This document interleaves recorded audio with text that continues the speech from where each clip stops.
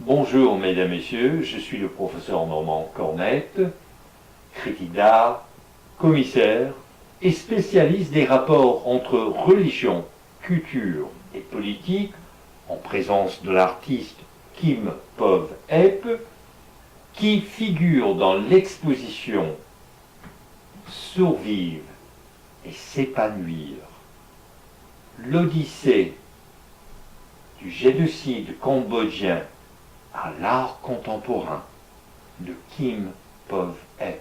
Et on est devant une de ses œuvres qui s'intitule Utopie, une œuvre acrylique sur toile. Kim Pov-Eep, pour vous, que représente cette œuvre? Comme je suis débordée de joie, et cette œuvre-là, pendant le temps du Covid, ça m'a aidé beaucoup, que mon âme marchait dans n'importe où que je veux et traverser les malheurs, les bonheurs, et j'arrive au but que l'endroit que j'aime, et je suis très heureuse. Et Kim Pov-Eep, pourquoi faites-vous de l'art?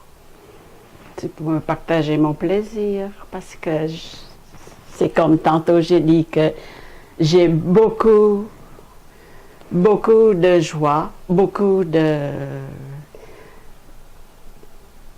bonheur que je veux le faire. Ou des fois je pleure aussi, c'est pas seulement du bonheur, mais ça me fait du bien. Et j'aimerais ça, partager ce bonheur-là à vous tous. Et n'importe quelle raison, quand je peins, je suis dans mon monde et je suis très heureux et je pense à aucun problème. Mais des fois, le problème me touche, je pleure, mais c'est la libération. La libération. Oui. Ouais. Vous est-il possible, Kim Pov-Eep, de ne pas faire de l'art? Non. Ça marche pas. Mais je peux pas faire des tableaux, mais il faut que j'ai le crayon, il faut que j'ai le papier à côté de moi. Même dans l'entraînement, même le soir, la nuit, je réveille et je fais. Et ce n'est pas possible que j'arrête. Et le titre de votre exposition solo au Centre Africa à Montréal, c'est Survivre et s'épanouir. Donc, pour vous, réaliser une toile comme Utopie, c'est vous épanouir? Oui, oui, beaucoup. Je me sens comme j'ai traversé la souffrance que j'ai vécue dans mon pays avec la guerre, tout ça. Comme je marchais et je traverse tout ça, et je suis dans le bon moment que je sais où je vais. Je suis très heureuse. Et le titre utopique est très révélateur. Une utopie, c'est un rêve, c'est un idéal, c'est tout ce qu'on désire. Oui. Alors, et ça, vous l'avez créé pendant la pandémie, qui était quand même des années sombres, des années difficiles, mais pour vous, des années de rêve. J'ai toujours débordé de joie et je rêve toujours des bonnes choses. Je veux trouver quelque chose qui était vraiment, qui n'existe pas. Et je cherche toujours. Mais c'est comme une partie de ci, une partie de ça, et je me sens vraiment comme une rêve de joie.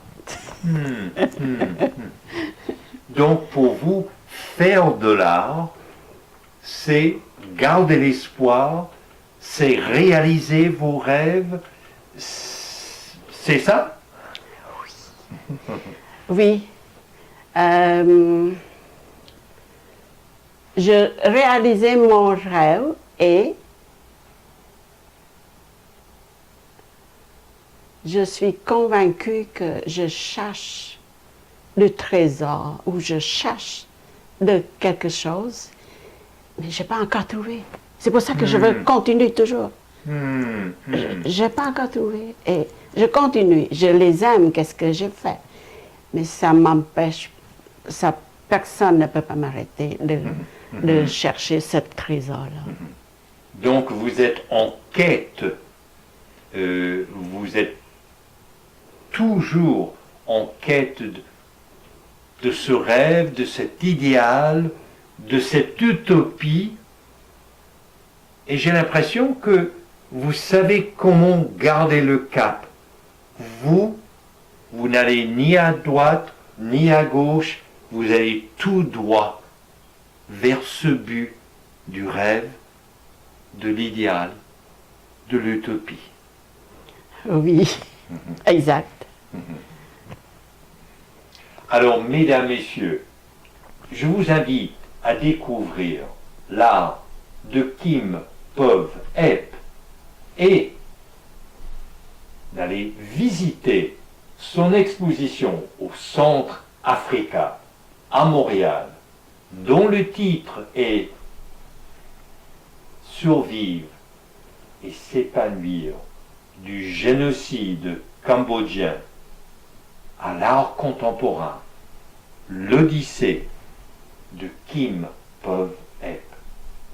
Je suis le professeur Normand Cornette et vous êtes à l'antenne de Radio Infocité.